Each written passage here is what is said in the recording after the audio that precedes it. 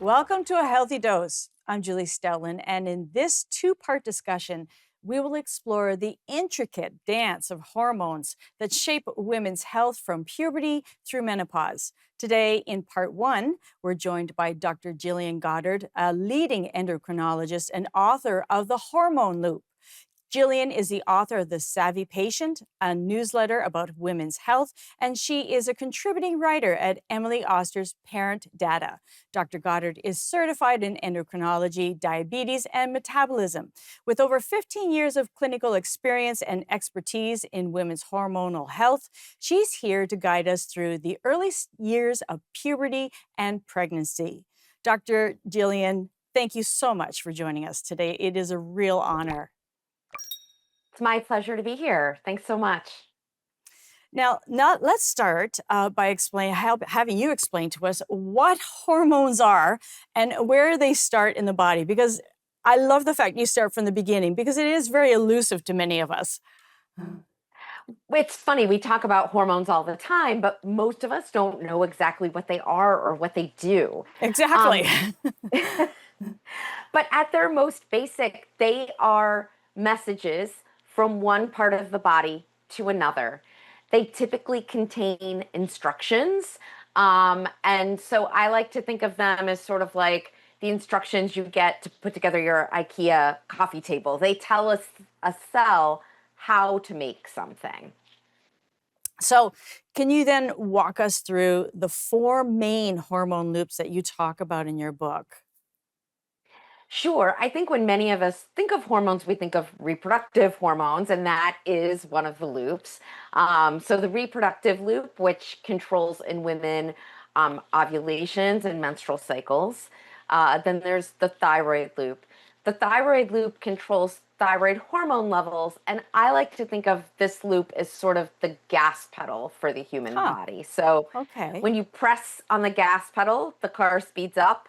That's like having too much thyroid hormone. When you take your foot off the gas pedal, the car slows down, and that's like not having enough thyroid hormone. So you have these four areas. Now let's talk about how do they interconnect throughout our lives? In in really interesting and often not obvious ways. So one loop, the adrenal loop, is the hormone loop that responds to stress, either physical stress in our body or stress in our environment. Right. And that loop can actually shut down the reproductive loop if stress goes on for too long, because it's our body's way of saying now's not a great time to become pregnant and try to grow a new human being. And so there's lots of ways in which these hormone loops interact with one another. That's just one example.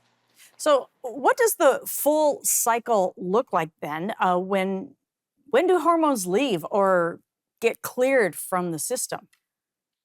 Yeah, that's a great question. So hormones are actually metabolized. Um, they're metabolized in a number of different ways, but usually by enzymes.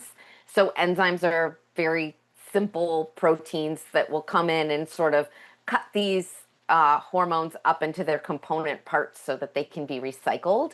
And how long a hormone lasts in our circulation depends on what type of hormone it is. Mm. So, some of the simplest hormones, like insulin, for example, Hmm.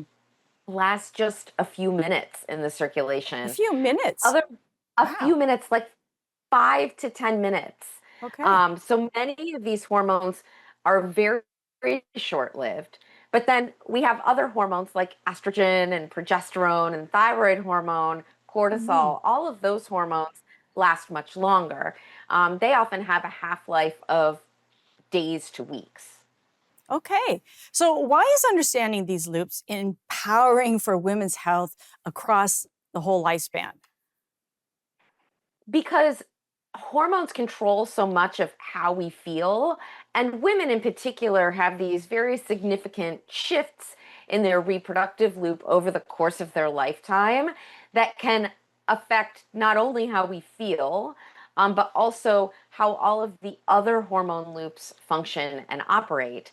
Mm. When you add to that the endocrinology, that is the doctors who are specialists in hormones is a very small field. Most women will never get to see an endocrinologist. And so I think it's really Right. helpful for women to have a good understanding of their endocrine system so that they can talk to their primary doctor or their gynecologist about their concerns. Now, when we talk into the early stages of hormones in life, I had a funny story to share. One of my daughters, the day before her first menstrual cycle started years ago, she was always a very calm, sweet child, and she was just in a hormonal mess, and we didn't even know it. And it was the day before, and I remember her coming up to me and saying, "Leave me alone and let me die," so dramatically. And we're like, "What is wrong with our precious little girl?" And the next day, she got her cycles. So truly, hormones have a huge impact, not just on us physically, but emotionally. And so with that, let's talk about what are the typical symptoms of puberty driven by the hormone loops? Absolutely. I think you touched on one of them already, which is moodiness. Mhm. Indeed, our reproductive hormones and all our other hormones too can have big effects on our mood. That's typically one of the later symptoms, but kids go through this whole process. I think we often think about puberty as being this moment when girls Mm. get their first menstrual cycle, but really, puberty is a process that takes years. Um, Usually 2 to 2.5, but maybe even 3 years for a girl to progress from the very earliest signs of puberty through to her first menstrual cycle. And then it takes some time, even after that first menstrual cycle, for things to settle in. So, really, we're talking about a years long process. And I think, many of us associate puberty with a time in our life that maybe wasn't the smoothest time in our life where we Right. felt the best about ourselves. Yeah. And so that's a really important thing. But the main symptoms that people notice are actually divided into two categories. We think of puberty as one thing, but it's actually two separate parallel processes. One process which is called andronarchy, and Hmm. another process which is called gonadarchy. Okay. Andronarchy is the maturation of the adrenal or cortisol loop. And this is how women end up making testosterone. So the testosterone we make largely comes from our adrenal glands. Okay. And so this is responsible for a lot of the classic puberty symptoms. So body odor, body hair growth and changes, acne Mm. is a symptom of andronarchy. And so when we think of a lot of the negative symptoms of puberty, this is what we are really talking about. We're talking about this andronarchy process. On the Oh, puberty, oh, go ahead. no, no, go ahead. On the gonadarchy side of things, we're really talking about um, we're really talking about estrogen and the effects of estrogen. So this is often where the moodiness can come in. Mm. Um, this is where the formation of breast buds occurs. So that's actually the earliest physical sign of puberty in a girl. And breast buds typically precede the first menstrual period by about 2 years. Okay. But we also see changes in the body. We see girls gaining more weight in the hips Mhm. and thighs. This is when they often sprout up. They have their pre-pubertal growth spurt where they can be growing many inches. It often makes even girls very, very hungry. It's one of the times in our lives when we need the most calories. And so this is, this is a stage where there's just so much change, so much physical change, but also so much developmental change as estrogen is affecting our brain. And then it culminates in a period, and we think, okay, whew, done, got through that. But actually, it can go on for a couple of years Yeah. where girls will get irregular periods. This is Mhm. considered normal at this stage of the game. And it can really take some time before girls really settle into that adult regular cycle that will sort of characterize the next, 30 years of their lives, really. So we have 30 seconds left. Let's quickly rattle off what are some of the common problems that arise during puberties? Yeah. So this is a very common time for girls to develop new hypothyroidism and new underactive thyroid. Okay. This is a really common time for people who are prone to them to first develop migraines.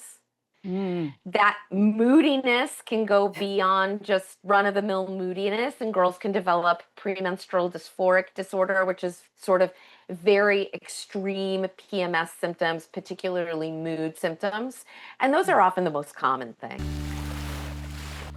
All right. Well, with all this up and down changes of hormones, it's hard to believe we actually have years of stability. So during these reproductive years, often seen as a time of stability, what are the key symptoms related to the hormone loops? Yeah, I think that what we see here, and the reason I think of this as the age of stability, is really that this is when we settle into that adult pattern of very regular periods. Mm. Um, Many of us punctuate these years of stability with pregnancy, which can make it feel like anything but. These are our Mm. peak reproductive years. And Right. really, we're talking about the years from, 18 or 20 all the way through our late 30s or early 40s in many cases. And so, but what really characterizes this time period is this very regular cycle of periods. And so, a lot of the problems that come up during the age of stability are actually problems that are related to irregular periods. Mm. So, things like polycystic ovary syndrome, or what we now call PMOS, or polyendocrine metabolic ovarian syndrome, which is the new name we've given to PCOS, which is a syndrome of irregular periods, and changes in blood sugar metabolism that can cause symptoms like body hair growth and Mm. acne and unexplained weight gain. It can also affect fertility, which is often how women find Right. out they have PCOS or PMOS. Um, What in about addition to POI? that, POI, yes, primary ovarian insufficiency. This Yeah. is what is really what we used to call premature menopause or premature Okay. ovarian failure, which is really having your last menstrual period before age 40. But it is Okay. most common in women over the age of 30. It's quite rare before the age of 30. And it often occurs in families. There's a genetic predisposition. Hmm. And so it's important, if you have women in your family who've had early menopause or stopped having their cycle before age 40, this is definitely something you want to address with your doctor, because Mm. it too can really affect fertility, especially in your 30s, and especially in your latter 30s. And there's so many things we can do now to help women preserve their fertility if they do have POI. Which is great. Nice to hear that. So what about conditions like hypothalamic amenorrhea or high prolactin Oh, isn't that impact? one yeah, It's a isn't that one mouthful. a Yeah, mouthful? it sure is. So yeah, hypothalamic amenorrhea is when is really an adaptation to the world. It's when our stress hormones actually shut down our reproductive hormones, and so we stop Mm, having periods. The problem with this is that things that can trigger that in today's world are very different than things that could trigger for that sure. when we were Yeah. evolving as humans. And today, one of the most common causes is actually something called relative energy deficiency syndrome, or Okay. REDS, which Hmm. is when women are exercising a lot and they're not consuming enough fuel, enough food Mm. to support that exercise habit. So this can often happen in young women athletes who are not careful to consume enough calories to fuel the exercise that they are Hmm. doing.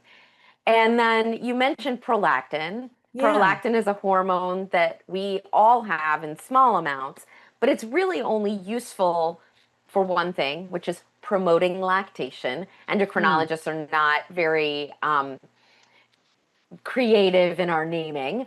And But sometimes our body can make prolactin outside of breastfeeding. And when it Okay. does, it can also shut down the reproductive loop and cause irregular periods.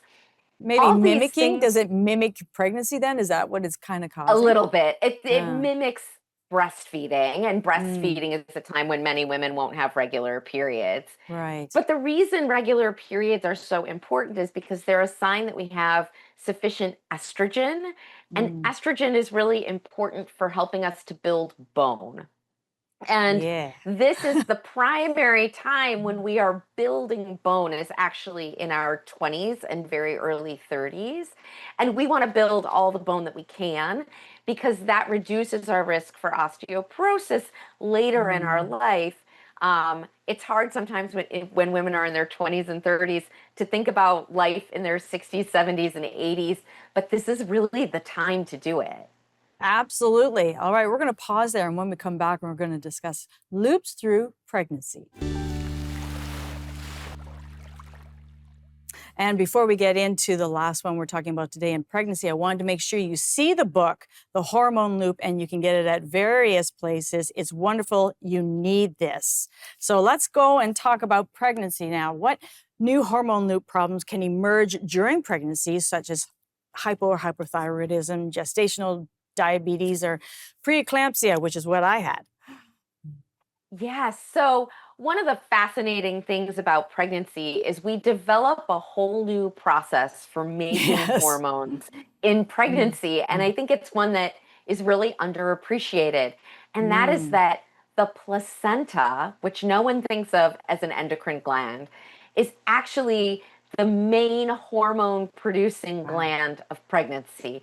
And it Wow. pours out all kinds of hormones, including estrogen and progesterone, but lots of other hormones too, that change how the body functions Mm. um, so we can support a growing embryo and fetus. It changes how our blood flows through our body, it changes how we process blood sugar, it changes how much blood we even have, and it changes things like how our kidneys function. So, really, Wow. the placenta takes over in pregnancy and basically changes the mother's physiology to support the development and growth of the embryo and fetus. And it is really impressive. If you Wow. ever want to think about how much the body changes in pregnancy, many of Yeah. these processes increase by 40%. We make Really? 2 liters of new blood in pregnancy. 2 liters. Wow. No wonder we need so much iron. So no wonder, right? So, Oh but my as you goodness. can imagine, when you put this kind of stress on the body, Yeah. you will reveal weaknesses. And so many Right. of the things that come up in pregnancy are not caused by pregnancy. It's that the stress of the pregnancy reveals weaknesses that were already there. And this is true with the Mm, 3 things that you mentioned: new hypothyroidism in mhm, pregnancy, gestational diabetes, and mhm. preeclampsia are all situations in which the stressed body in the conditions of pregnancy can't keep up. And Right. so we see these weaknesses come into play. And not only are they important to address during pregnancy so that we can have a healthy pregnancy and give birth to a healthy baby, which luckily obstetricians are experts at doing that. But we also, these these changes reveal something about our body that will Mm. come back later in life, which is they reveal our risk for things like type 2 diabetes and cardiovascular disease later in life. That's really Um, important to be aware of. Absolutely. well, I think a lot of times we think because these diseases end with the end of pregnancy, as soon as Mhm. the placenta is delivered, Mm, we typically see the symptoms of many of gestational diabetes and preeclampsia subside. Um, and so we tend to forget about them. We get busy caring for our newborn, yeah. raising kids, and we forget about the fact that we have these risks that we need to be mentioning to our doctors throughout our life. And they most often come back actually in midlife, which Mhm. is a subject for another day. But it's Absolutely. important to Yeah. file away that information and to share that information with all of your doctors so that they can adequately assess your risk for some of these chronic health problems. Now we got less than a minute, 45 seconds. How do prenatal and postpartum anxiety, and you hear about it a lot in depression, and now there's thyroiditis, and how do they connect to these loops? 30 Yes. seconds. So, yeah. So, the biggest changes in the adrenal loop dial up cortisol, and it's a way of helping our Mm, body respond to the stress of pregnancy. But, the other thing that that can do is can affect our brain and our brain chemistry, which creates or which can create uh, depression both during and after pregnancy, or anxiety both during and after pregnancy. And then it also affects our immune system. And thyroiditis is really the immune system coming back to life after pregnancy and okay. inappropriately attacking our thyroid. Wow. I know we've just barely touched on stuff, but really great information. And obviously, we have part two. So, but thank you so much for your time. Oh, my pleasure. It's been a delight to be here. Knowledge is power. The more we understand how our bodies work, the better we can maintain health and wellness. Join us for part two of our discussion as we explore perimenopause and menopause.